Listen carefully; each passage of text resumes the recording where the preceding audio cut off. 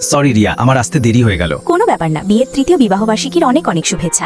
Sorry Riya, কাজের চাপ খুব বেশি ছিল, তাই আমি একদম ভুলে গিয়েছিলাম। আমি তোমার জন্য কোনো গিফটও আনতে পারিনি। আরে কোনো ব্যাপার না, এই তো মাত্র 10 দিন আগেই তুমি আমাকে কত শপিং করালে, আমি তো এখনো সেগুলো ব্যবহারও করিনি।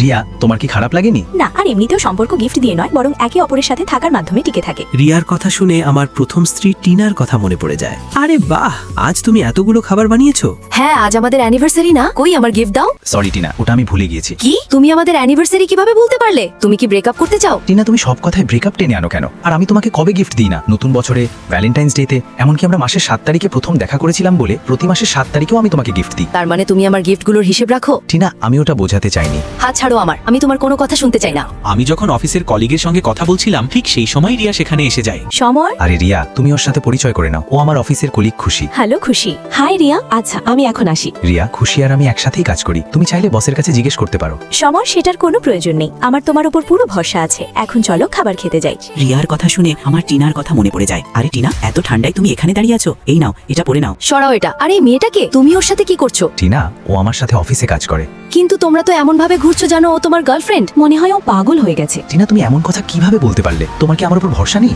সরি সমর, আমি তোমাকে ভালোবাসি তো তাই।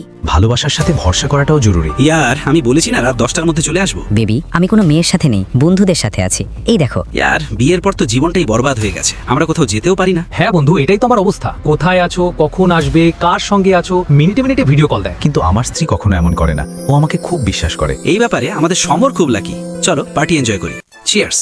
আরে সমর, তুমি ওয়াশরুম থেকে এলে তোমার ওয়াইফ তো কল করে করে আমার মাথা খারাপ করে দিয়েছে। তুমি কি ওকে বলনি যে তুমি আমার সাথে পার্টিতে আছো? সরি স্যার, মাফ করবেন, আমি এখনই ওর সাথে কথা বলছি। টিনা, আমি তোমাকে বলেছিলাম না আমি বসের সাথে পার্টিতে আছি? তবে তুমি বসকে কল কেন করলে? আমি তোমাকে কতক্ষণ ধরে ভিডিও কল করছি, তুমি রিসিভ করছো না কেন? আমি কিভাবে বিশ্বাস করবো যে তুমি বসের সাথেই আছো? এমনও তো হতে পারে তুমি অন্য কোনো মেয়ের সাথে আছো। টিনা, তোমার সবসময় এমন কেন মনে হয় যে আমি অন্য মেয়ের সাথে আছি?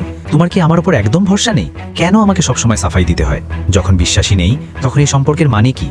আমি হাঁপিয়ে উঠেছি এই সম্পর্কে, এর চেয়ে ভালো আমরা আলাদা হয়ে যাই। বন্ধুরা, জানো তো আমার স্ত্রী হলো এক সিংহী, ও সব সময় আমার উপর গর্জন করতে থাকে। আরে সমর, ওই দেখ তোর স্ত্রী রিয়া, ও তো বড় বড় কথা বলছিল যে ওর স্ত্রী ওকে আটকায় না, ও তো এখানেও চলে এসেছে। ইয়ার, এই বউদের সমস্যাই এটা, এরা আমাদের কখনো সুখে থাকতে দেবে না। আরে না রে, ব্যাপারটা এমন না। আসলে রিয়া আমাদের নিতে আসছে, কারণ আমি যখন পার্টিতে ছিলাম তখনই রিয়ার মেসেজ এসেছিল। সমর, তুমি বন্ধুদের সাথে আছো মানে নিশ্চয়ই ড্রিঙ্ক করবে, তাই বেরোনো 10 মিনিট আগে আমাকে মেসেজ করে দিও, আমি তোমাকে নিতে আসবো। ড্রিঙ্ক করে গাড়ি চালাবে না। আসলে রিয়া আমাদের নিতে এসেছে বলেই বেঁচে গেলাম, নালে সারা রাত রাস্তায় কাটাতে হতো। আর ইয়ার, সমর কত লাকি না। থ্যাঙ্কস রিয়া, তুমি খুব ভালো। এখন আর প্রশংসা করতে হবে না, চুপচাপ ঘুমিয়ে পড়ো। বাড়ি পৌঁছে আমি তোমাকে জাগিয়ে দেব। সম্পর্কে ভরসা করতে শিখুন, কারণ যে সম্পর্কে বিশ্বাস থাকে না সেই সম্পর্কগুলো প্রায়ই ভেঙে যায়। যদি আমি ঠিক বলে থাকি তবে লাইক ও সাবস্ক্রাইব করে কমেন্টে অবশ্যই জানাবেন।